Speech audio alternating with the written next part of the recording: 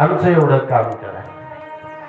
आम्ही खूप दुःखामध्ये आहोत तेव्हा, आम्ही खूप त्या असणाऱ्या दुःखाच्या सागरामध्ये चाललोय तेव्हा त्या भोळ्या शंकराला, त्या भगवान शंकराला एकदा आमचा निरोप सांगा ना देवा. भगवान परमात्म्याला पत्र द्यायचं आहे. तुमच्या लग्नाच्या पत्रिका जर द्यायच्या असल्या तुम्हाला, तर तुम्ही काय करता पहिल्यांदा त्याच्यावरती नाव टाकून देतात ना की अमुक अमुक त्या ठिकाणी व्यक्तीचं नाव, आणि मग त्याला अर्पण करता म्हणते या बरं आमच्या लग्नाला, या बरं आमच्या ह्या कार्यक्रमाला. काय देता? पत्रिका देता ना. तसं भगवान शंकराला जे पत्र द्यायचंय ना, जे पत्रिका द्यायचे ना, ते पत्रिका म्हणजे फक्त आणि फक्त बेलपत्र आहे.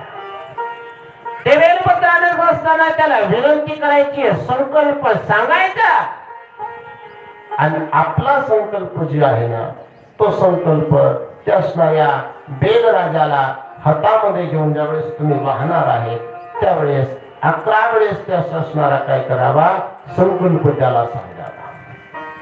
सांगावा त्या बेलराजाला की सांगा ना बघा, एकदा बोलवा त्या असणाऱ्या भगवान शंकराला, एकदा माझं हे काम करण्याकरता सांगा ना देवा.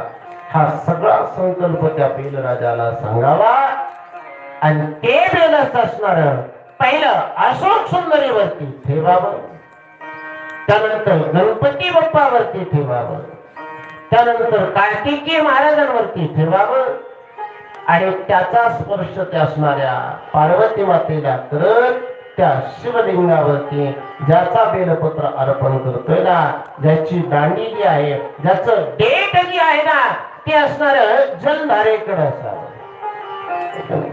ज्यावेळेस आपण बेलपत्र अर्पण करणार आहोत त्याचा मुख्य भाग जो आहे, जे सुईच आहे, ते पिंडीला लागलं पाहिजे, आणि त्याचे असणारा देठ जे आहे ते जलधारेकडे असले पाहिजे.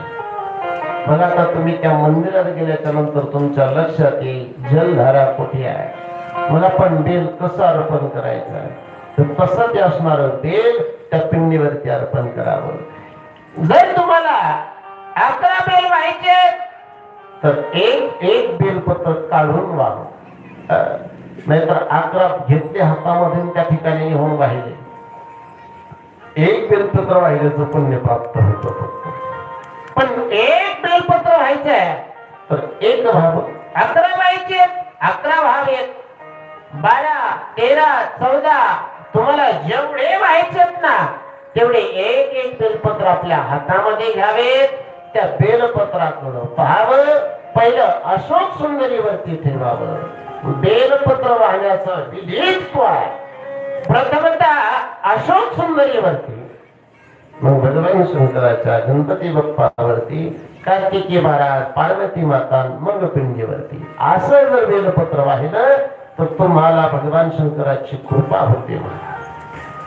तर बेलपत्र वाहत असताना त्यावेळेस बेलराजाला संकल्प केला, विनंती केली की बेलपत्र आणले. त्या दिवशी आणायचे नाही, त्या दिवशी फक्त दीपक लावायचा, संकल्प सांगायचा, जितक्या मी बेलपत्र नेणार आहोत ना देवा तेवढी संख्या त्या बेलराजाला सांगायची.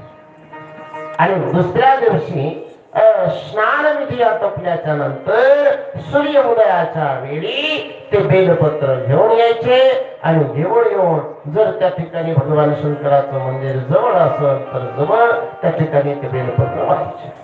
मग ते बेलपत्र स्वच्छ आधी व्हायचे आणि मग बेलपत्र व्हायचे महाराज. तेव्हा त्या बेलपत्राचे काय होती, शुद्धी अशी असणारे होऊन ते आपल्याला त्या ठिकाणी त्याचं पुण्य प्राप्त होतं महाराज.